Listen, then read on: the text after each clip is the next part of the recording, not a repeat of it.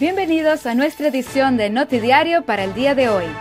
El gobierno ha conformado un equipo especial para estudiar la situación económica generada a partir del aumento del combustible, de manera que puedan enfocarse en proporcionar propuestas dirigidas a tal fin. Es de conocimiento general que el impacto de la guerra entre Rusia y Ucrania ha incidido de manera global, por lo que el ministro de Finanzas, señor Javier Silvania, el día de ayer en su Facebook, compartió públicamente que estarán estudiando como alternativa el crear un tipo de impuesto adicional en artículos que puedan ser no tan beneficiosos como el cigarrillo. La comunidad espera un comunicado que abarque una idea más amplia, que presente la conexión de esto con un efecto macroeconómico más visible, que, por ejemplo, refleje lo que ocurrirá con el agua y la luz. No obstante, luego de este anuncio, solo indicaron estarán estudiando dicha propuesta a la espera de la toma de prontas decisiones. El día de ayer, el equipo dedicado a robos de vehículo encontró un sospechoso que luego de su detención les llevó a encontrar un lugar del cual confiscaron una cantidad de recortes de piezas y artículos robados de auto, cuya cantidad llenó 3 grúas, 2 pick-up, más lo que lograron cargar en las patrullas de la policía. Todo esto posterior a la captura de 3 hombres implicados que actualmente continúan en investigación en manos de un fiscal auxiliar que ha ordenado, mientras tanto, su encarcelamiento.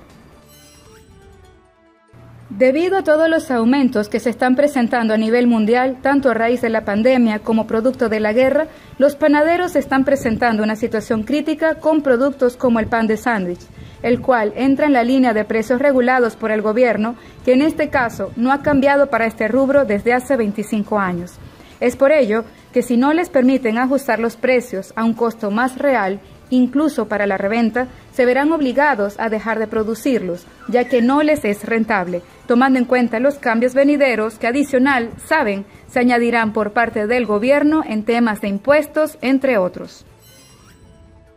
Y ahora, nuestras noticias internacionales.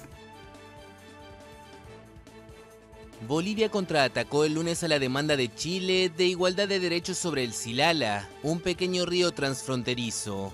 y calificó de hipotético el caso presentado por Santiago ante el máximo tribunal de la ONU.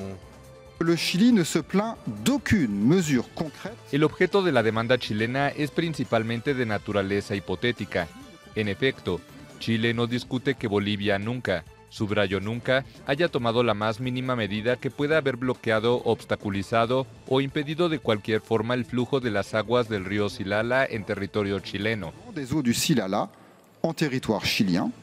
Chile llevó en 2016 a Bolivia a la Corte Internacional de Justicia, pidiendo a sus jueces que declaren el Silala como curso de agua internacional y le otorguen igualdad de derechos en el uso de sus aguas.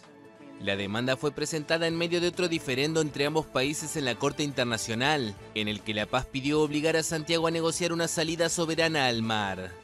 La Corte de La Haya rechazó en 2018 los argumentos de La Paz y argumentó que Chile no estaba legalmente obligado a negociar una salida al mar con Bolivia.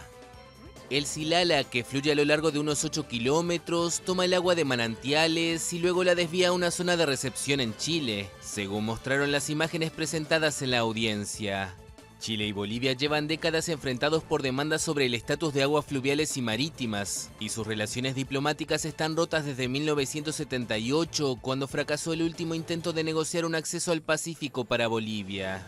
Las audiencias continuarán esta semana, pero la decisión final podría tardar meses o incluso años.